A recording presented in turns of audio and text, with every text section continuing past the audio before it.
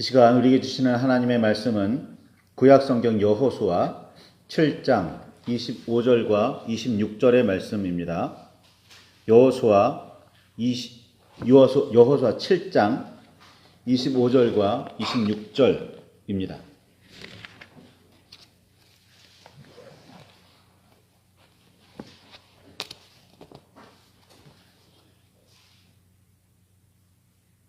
찾으셨으면 우리 함께 말씀을 봉독하시겠습니다. 여호수아가 이르되 내가 어찌하여 우리를 괴롭게 하였느냐 여호와께서 오늘 너를 괴롭게 하시리라 하니 온 이스라엘이 그를 돌로 치고 물건들도 돌로 치고 불사르고 그 위에 돌 무더기를 크게 쌓았더니 오늘까지 있더라. 여호와께서 그의 맹렬한 진노를 그치시니 그러므로 그곳 이름을 오늘까지 아골 골짜기라 부르더라. 아멘. 주님 우리의 마음을 여시어 말씀을 깨닫게 하옵소서. 아멘. 주님의 사랑과 그 크신 은혜가 저와 여러분 안에 가득하기를 소망합니다. 요단강을 건너 가나안 땅에 발을 들여놓은 이스라엘 백성 앞에는 여리고라는 성이 가로막고 있었습니다. 모세의 뒤를 이어 백성의 지도자가 된 여호수아는 여리고성 공략을 위해 정탐꾼을 파견해서 성 안의 동정을 살피는 등 나름 공성 준비를 합니다. 그러나 이 준비는 실전에서 전혀 쓸모가 없었습니다. 무장한 군사들은 그저 여리고성을 매일 한 번씩 묵묵히 돌기만 했습니다. 그동안 7명의 제사장이 양의 뿔로 만든 나팔을 불었을 뿐입니다.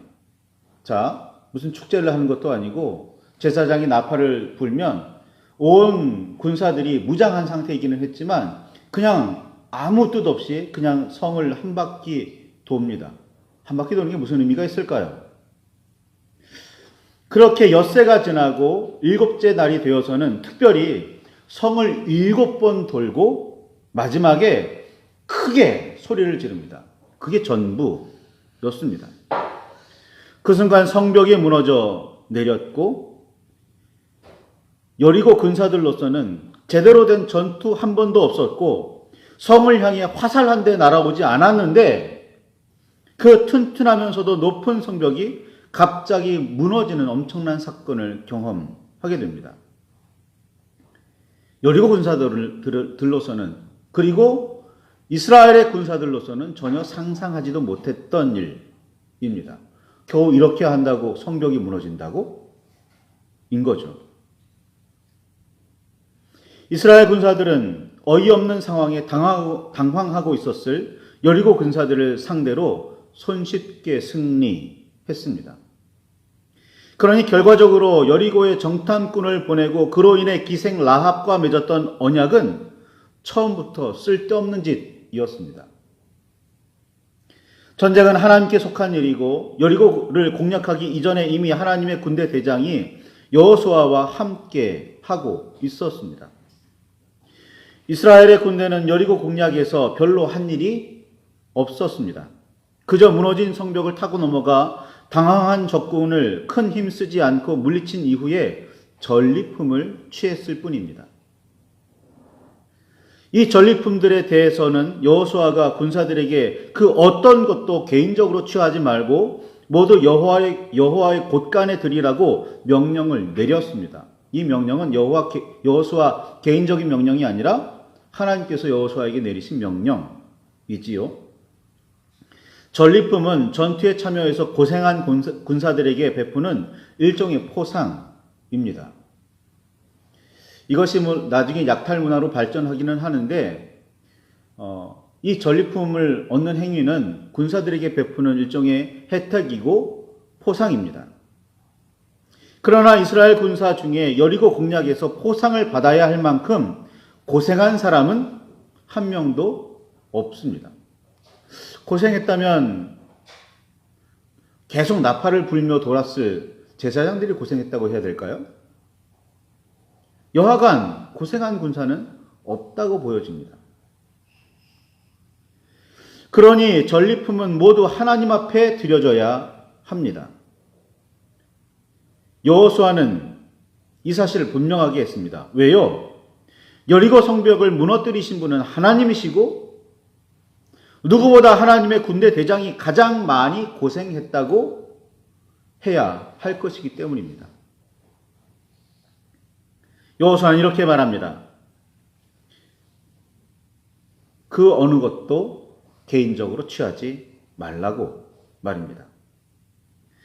자, 찬양 중에 이런 찬양이 있습니다. 내 삶은 나의 것이 아니요 이미 난 주의 것임을 이라는 찬양의 가사가 있는데 정말 그렇게 고백한다면 자신의 삶에서 나의 삶에서 우리의 삶에서 이루어진 일들을 가지고 자기를 높이거나 자랑하며 뻐긴다면 그보다 어리석은 일은 없다고 생각해야 합니다. 왜? 그것을 이루시는 분은 전부 다 하나님이시니까요.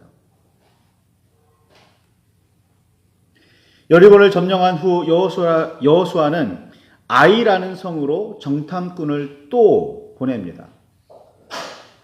여호수아는 여리고 점령 과정을 통해서 하나님께서 이끄시고 싸우시는 전쟁에 정탐꾼을 보내는 일이 얼마나 쓸모없는 일인지를 배우지 못합니다. 아이성을 살펴오고 돌아온 정탐꾼들은 군사 2, 3천 명만 보내면 충분하다고 보고합니다. 이스라엘이 동원할 수 있었던 군대가 군사의 숫자가 60만이었는데 그 중에 2, 3천 명 정도 싸움 같지도 않은 싸움 예상했습니다. 하나님을 의지하지 않고도 2, 3천 명 정도면 충분하다고 여겼습니다. 아이성은 그렇게 크지 않았습니다. 이스라엘 군대와 여호수아는 아이성을 대단치 않게 생각합니다. 그래서 정말 3천 명 정도 올려보냈는데 예상치 않게 어이없이 대패하고 맙니다. 크게 패합니다. 이 사건으로 이스라엘 백성의 마음이 녹아 물같이 되었다고 여호수아 7장 5절에는 기록하고 있습니다. 이스라엘 백성은 광야에서 살던 40년 동안 아침 저녁으로 내리는 만나와 메추라기를 늘 보았고 먹으며 살았습니다. 물이 흐른다고 전혀 생각되지 않는 바위에서 물이 터져 나오는 정도의 기적은 늘 일어나는 일이었습니다. 홍해에 대한 기억은 거의 없었어도 마른 요단강 바닥을 건너며 저 멀리 벽처럼 멈춰 서 있는 강물을 눈으로 직접 보았습니다. 크고 튼튼한 성 여리고를 그렇게도 손쉽게 점령할 수 있었습니다. 하나님께서 함께 하셨고 하나님의 군대 대장이 앞장서고 있었습니다. 어쩌다가 겪은 실패 정도는 너무 어이없는 실수였어. 나도 미처 생각지 못한 실수였어. 라고 말하며 콧웃음으로 넘길 수 있지 않았을까요?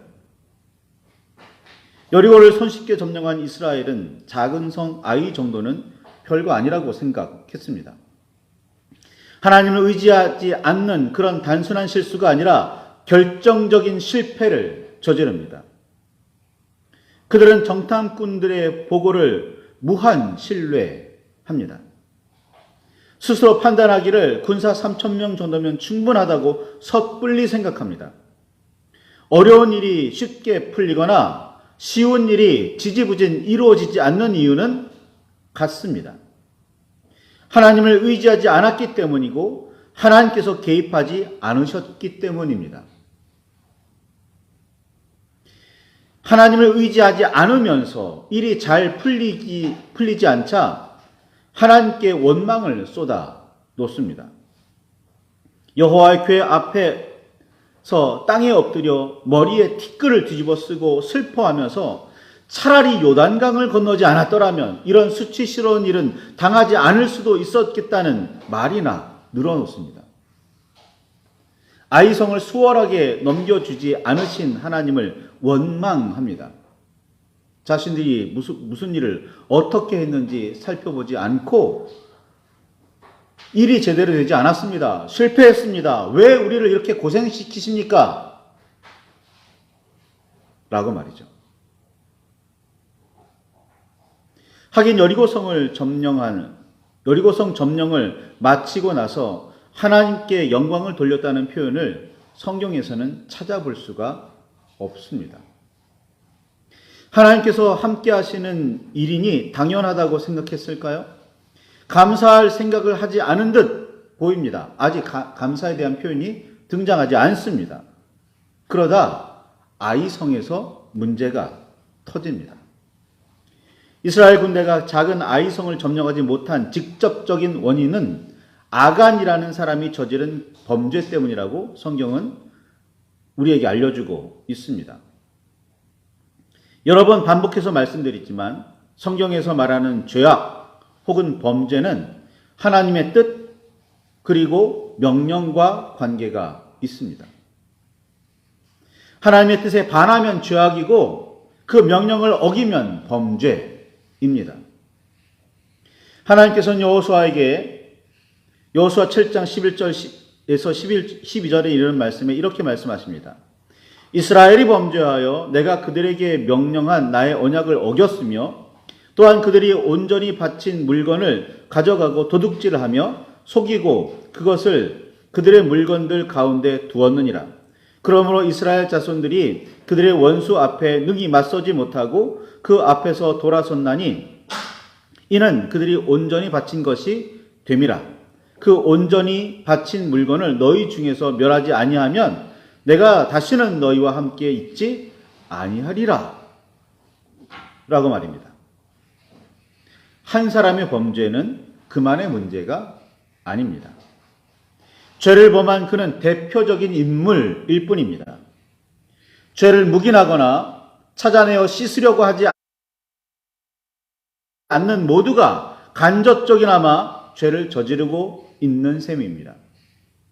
백성을 상대로 제비를 뽑았더니 아간이 뽑힙니다. 제비를 뽑는 일은 일종의 도박이라고 생각할 수도 있지만 성경에서 이는 하나님의 뜻을 여쭙거나 선택권을 하나님께 드리는 방법입니다. 개인적으로 하나님의 명령을 어긴 사람이 아간뿐이었을까 하는 생각을 하게 됩니다. 아간뿐이었을까요?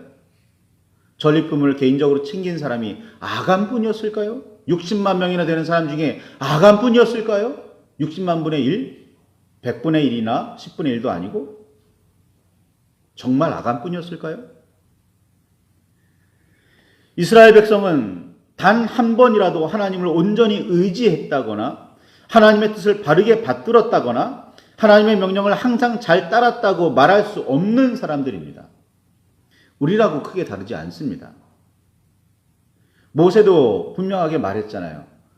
내가 너희를 만난 이후 지금까지 너희들은 하나님을 거역해 왔다. 한 번이라도 하나님을 온전히 따른 적이 있느냐? 모세가 그렇게 책망했었습니다. 신명기에서. 하나님께서는 아간만을 본보기로 삼으셨고 나머지는 아간에게 일어나는 일을 보고 깨닫기를 바라셨으리라 생각합니다. 이것이 하나님께서 죄인들을 용서하시는 방법 혹은 깨닫게 하시는 방법입니다. 아간만 억울하게 되었다고 생각하십니까? 아니면 아간만 징벌을 받았음에 감사하게 되십니까? 범인으로 지목된 아간은 이렇게 털어놓습니다. 여호수아 7장 21절에 내가 노력한 물건 중에 시날 산의 아름다운 외투 한 벌과 은 200세겔과 그 무게가 50세겔 되는 금덩이 하나를 보고 탐내어 가졌나이다. 보소서 이제 그 물건들을 내 장막 가운데 땅 속에 감추었는데 은은 그 밑에 있나이다. 라고 말입니다.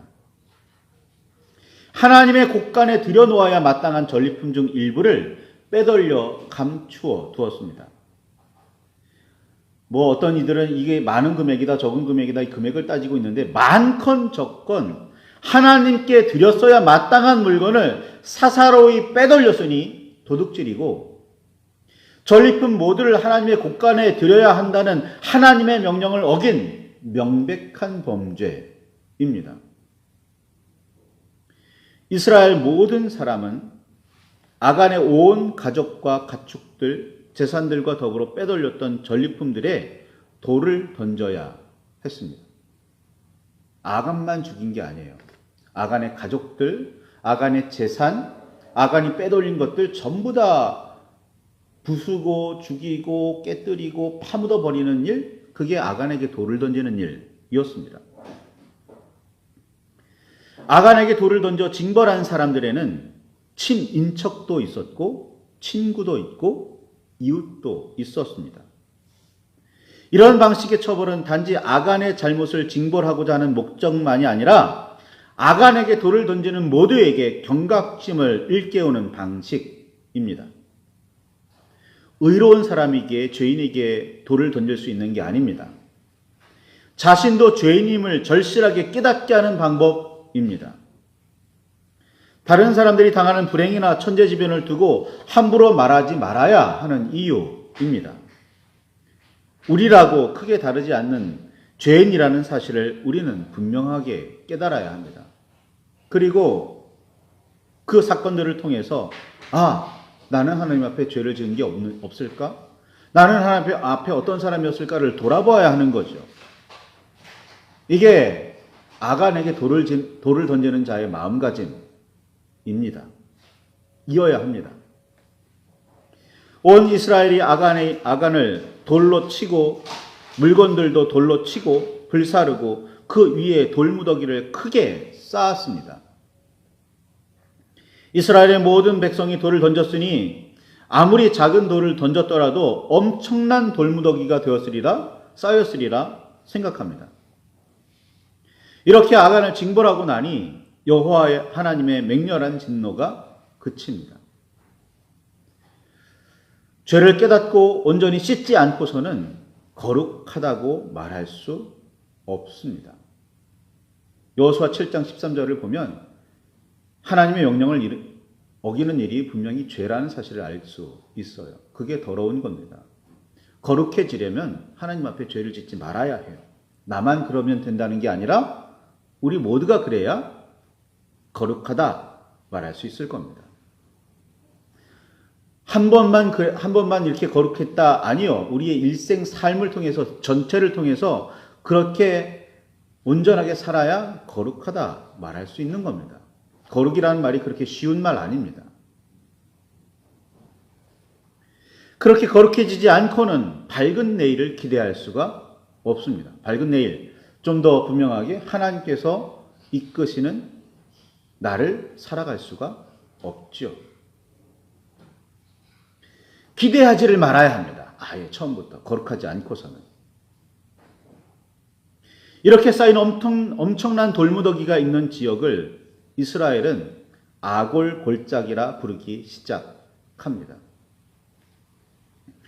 우리가 읽고 있는 성경의 관주를 따르면 새번역이나 공동번역 혹은 개역개정 성경 이것을 보면 아골이란 말은 괴로움, 고통, 참혹한 일을 당하다라는 뜻입니다.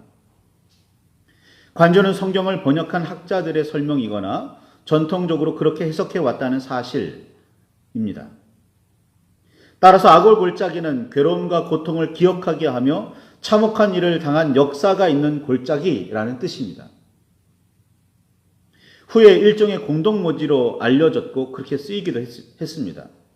절망과 죽음의 땅 혹은 황폐한 처소의 상징으로 사용됩니다. 돌무더기가 있으니 거기에서 무엇이 자라겠으며 무엇을 할 수 있었겠습니까? 공동묘지라도 버려진 곳으로 어떤 희망도 기대할 수 없는 장소 혹은 상황을 의미합니다. 아골 골짜기가 그런 의미로 사용될 수밖에 없기도 하지만 그런 괴로움과 고통, 참혹한 일이 왜 일어났는지를 생각해 보면 등골이 오싹해지기도 합니다. 왜 그런 일이 일어났죠? 아간 때문에? 아니죠. 이스라엘이 저지른 죄악 때문입니다. 아간은 대표적인 인물일 뿐입니다.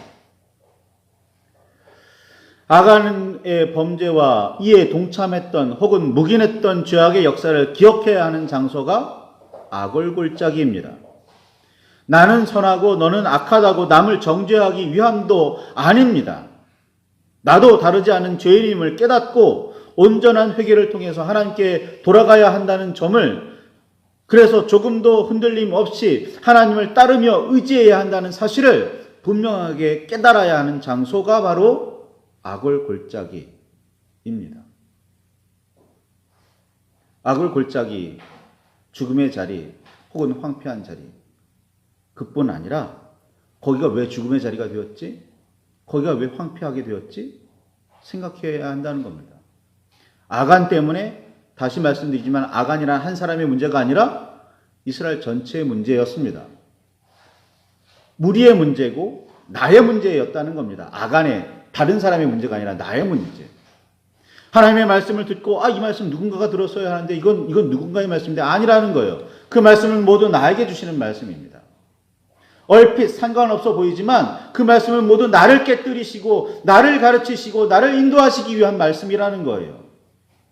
그래서 하나님의 말씀을 읽으며 우리들은 늘 하나님의 말씀 앞에 나 자신을 두어야 하는 거고, 살펴봐야 하는 거고, 잘못된 것이 무엇이 있는지, 부족한 것은 무엇이 있는지 살펴야 한다는 겁니다. 그렇게 회개하고 돌이켜서 하나님을 온전히 섬기지 않고는 우리는 거룩한 사람이라 할 수 없습니다. 거룩한 사람에게 주신 하나님의 은혜, 하나님의 복을 누릴 수도 없습니다. 오늘 아골골짜기 깊이 묵상해 보시기를 바랍니다. 나의 삶이 아골골짜기처럼 희망이 없다고, 우리의 삶이 그렇게 황폐하다고 여기십니까? 그렇다면 왜 이런 일이 일어날 수밖에 없었는지를 살피시길 바랍니다. 남에게 책임을 넘기지 마시고 나에게는 어떤 문제가 있는지, 우리에게는 어떤 문제가 있는지 따져보시기를 바랍니다. 그래서 깨달아진 바가 있다면 하나님 앞에 온전히 회개하고 돌아오시기를 바랍니다. 그리고 하나님의 뜻에 순종하시기 바랍니다. 말씀을 붙들고 깊이 묵상하며 기도하시기를, 그리고 하나님의 뜻이 무엇인지, 하나님께서 바라시는 바가 무엇인지, 하나님께서 무엇을 뜻하고 계시는지 분명히 깨달으시기를 바랍니다.